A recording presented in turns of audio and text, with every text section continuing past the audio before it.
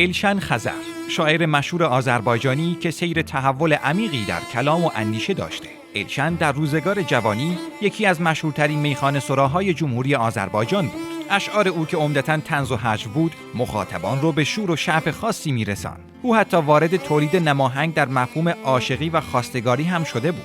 اما در میانه‌های عمر توبه‌ای عمیق در درون او شکل گرفت و از آن پس تصمیم گرفت که تنها به ستایش اهل بیت بپردازد. امروزه هر بیت از اشعار او پژواکی است از عشق ترک زبانان به اهل بیت، کلماتی که همچون گوهری گرانبها از دل تاریخ و معنویت برآمده‌اند. با هم بخشی از شعر شهر توبه را میشنویم. Kim əgər tövbə edərsə, üzü Allaha gedərsə, ona cənnət olacaq daima qismət. Bu da əslində səadət əbədiyyət.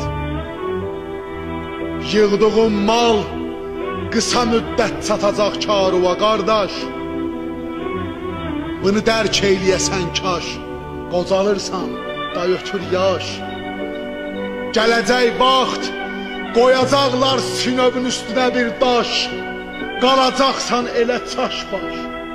O zaman dərk edəcəksən nə oğul var, nə də yoldaş. Nə də ki gəlməyəcək dağda o gün evdəki daşqaş. Gələcək xeyli vətəndaş vətəndə. Tutacaqlar kəfənin